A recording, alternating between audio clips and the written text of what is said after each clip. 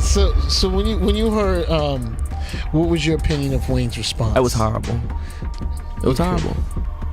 It was trash. It wasn't good. Right. Yeah, it wasn't good.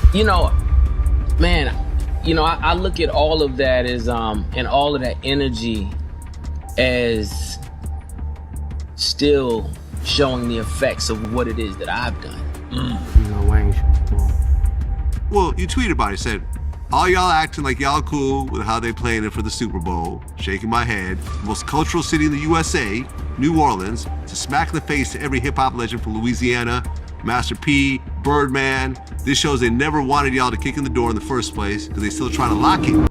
I'm seriously shaking as I tell you this, but Push just dropped the most shocking news. He's out here saying that Lil Wayne put $1 million bounty on Kendrick Lamar's head and, get this, allegedly even hired a hitman to carry it out.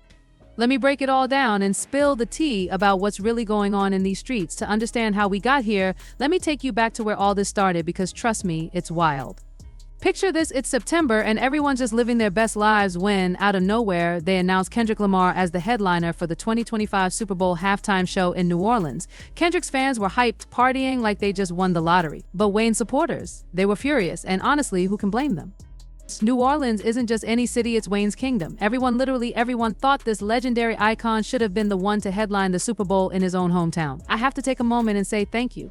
Thank you to every voice, every opinion, all the care, love, and support out there. Your words became a lifeline, lifting me up when I felt like I might fall. When Wayne finally spoke out about all this, it honestly shattered me. He took to Instagram and he poured his entire soul out, confessing how much it hurt. He said, "I thought there was nothing greater than that stage and platform in my city."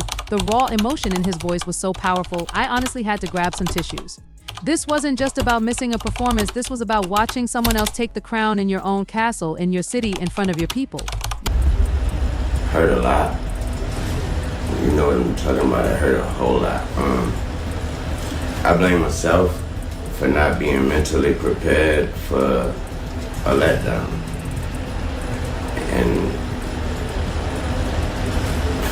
for just automatically mentally putting myself in that position like somebody told me that was my position. Chile, what happened next had the entire internet in chaos. Wayne's fans went absolutely wild. They flooded social media like a tsunami, showing endless love for their king while dragging the NFL and Jay-Z through the mud for what they saw as disrespect. The way they came together, it was like an army of defenders, for real. But honey, hold on tight, because this drama was just heating up. Kendrick, being the lyrical genius he is, took the whole situation to the studio and dropped a bomb on his surprise album GNX, specifically on the track Strolled Out Murals.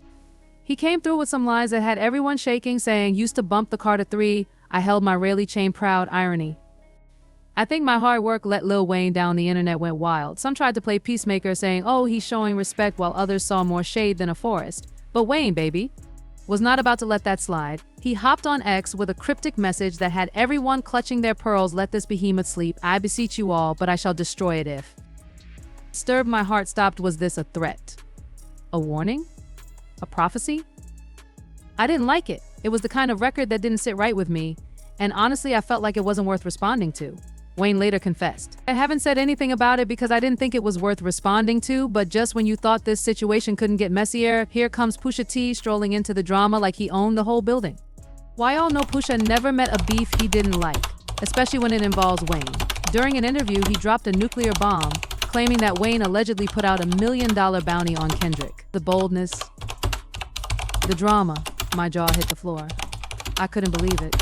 The whole Wayne and Pusha drama goes way back to the early 2000s, and honey, it was messy from the start. It all began when Wayne and Birdman allegedly played games with Pharrell's money for producing.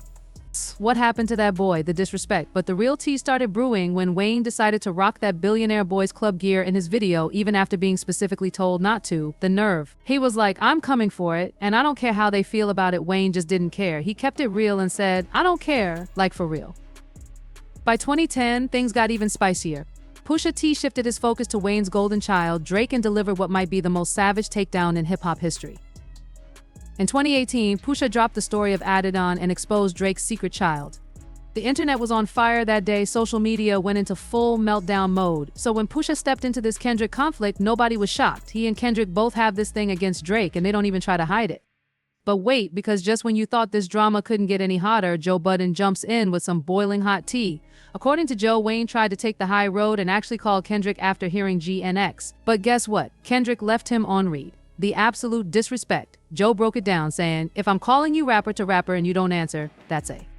Joe Budden didn't hold back when he spilled more tea, revealing that Wayne isn't the type to sit pretty when someone disrespects him. And let me tell you, Kendrick's silence, that wasn't just ignoring a call, it was a full-on statement. It's the shade. Word on the street is that Wayne's been in the studio and he's got a diss track aimed at Kendrick. I'm concerned though because according to Joe, Wayne reached out to Kendrick after GNX dropped, but Kendrick left him on read. So Wayne hit the booth and now the tension is so thick you could cut it with a knife. Both of these legends are in their corners and it looks like we're about to see something major unfold.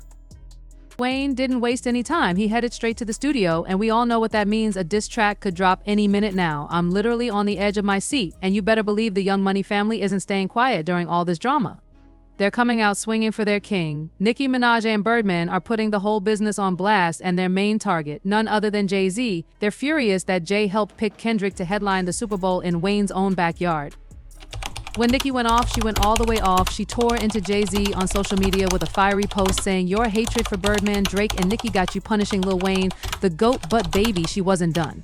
She launched into an explosive rant, calling Jay out for letting his ego get in the way of giving Wayne the respect he deserves. The way she brought up Eminem's Super Bowl performance was pure genius. So she pointed out how EM stood his ground, unlike some others. Nicki Minaj was not holding back when she dragged Jay-Z into this mess, questioning his NFL deal with a level of shade that had everyone gagging. She dropped "One ninja took a knee, and the other ninja took the bag." It was like a full-blown expose of Jay's business moves, and the way she brought it all to light had everyone screaming. But then, she really hit the heartstrings when she brought up Wayne's loyalty. She reminded everyone that before Drake and herself had contracts, before anything was official, Wayne took them on tour. "He was on all of my mixtapes with no paperwork signed," she said. Honestly, that hit different. Tears were practically streaming down my face, hearing her speak about a man who changed their lives with no strings attached. And don't even get me started on Birdman. When he stepped into the drama, he came with full force. He wasn't just mad about the Super Bowl snub, he was out here reminding everyone of Wayne's legacy and his impact on hip-hop, especially in New Orleans. The passion in his voice was contagious. Now, Drake being the cool, collective figure we all know him to be hasn't spoken on the Super Bowl issue directly, but his silence alongside Nicki and Birdman's outrage speaks volumes. He owes his entire career to Wayne's mentorship, and his support is evident even without words. Meanwhile, Kendrick is out here keeping it low-key, focusing on winning, releasing hits, and preparing for his own Super Bowl moment. But let's be real, this beef with Wayne is far from over, and the world is waiting to see who makes the next move. The suspense is literally killing me, and every time my phone buzzes with a new notification, I'm thinking, is this it?